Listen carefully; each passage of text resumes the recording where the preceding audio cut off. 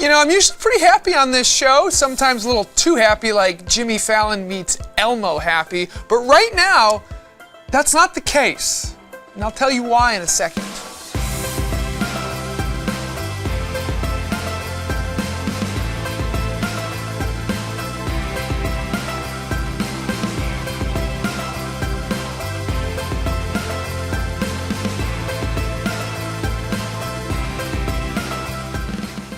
Welcome to The Lens, I'm Matt Weber, and I am ticked.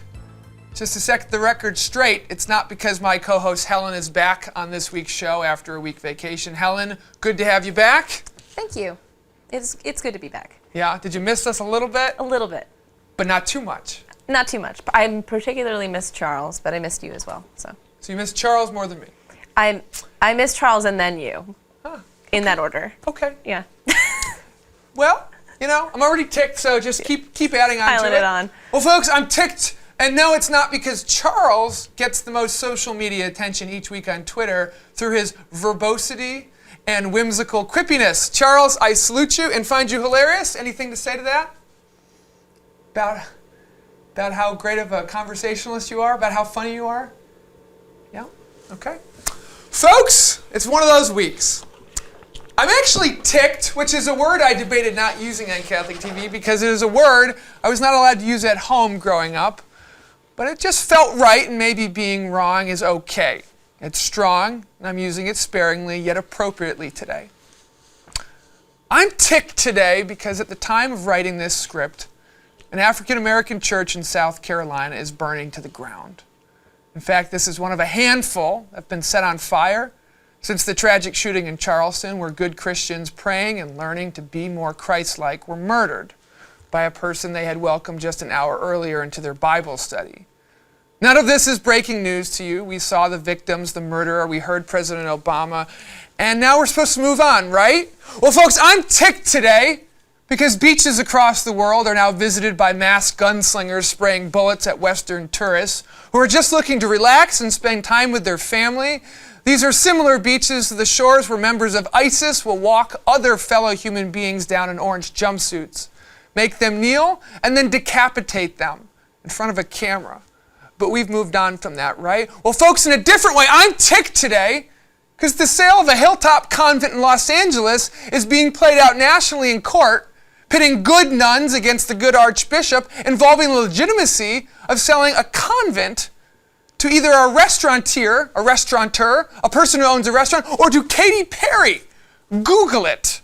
Could be E's next reality show or Court TV's next docudrama. Folks, today I'm ticked so much that hate was involved in the reactions to any one of the Supreme Court justice decisions that occurred these past few weeks, and how civility, kindness, and reason were not always present in fellow Christians' responses, whether gloating or disdaining. You'd have to look really hard to find Jesus in a lot of that. And folks, I'm ticked in another way today, a very different way.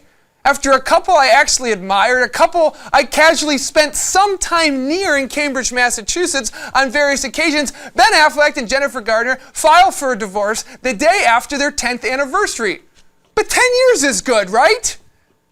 Folks, I'm ticked today that maybe in fact actually I'm bumming you all out, an audience right now as I speak, you thinking you're getting that happy-go-lucky Matt Weber and finding this malaise, this sadness, this anger, slightly salty word choices in expressing my emotions.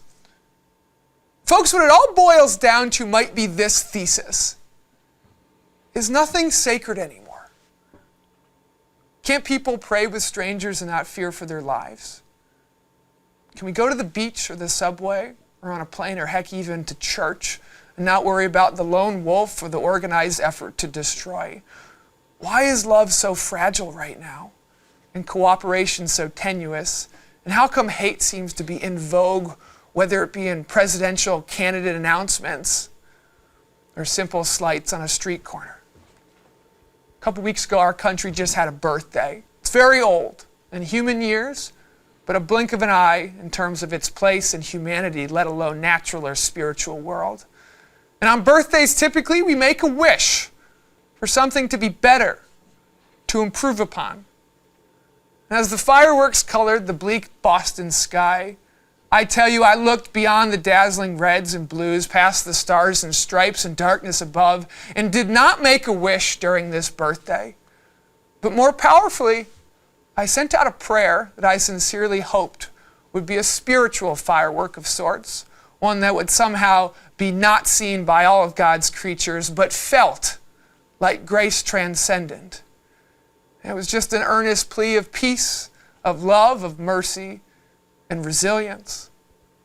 Maybe you did the same, and if so, maybe I'm becoming a little less ticked. Through your prayer, your work, your deed, your tolerance, your hope, your kindness, I ask you to animate the heavens, animate the earth by being sacred, protecting all that you can, all that is dear. Be a bright, dazzling firework in the darkness, a non-ticked light to the world. And I'll try and do the same. Today, the rest of this show, say a prayer, but say a prayer and do a heck of a lot more too. We'll be right back.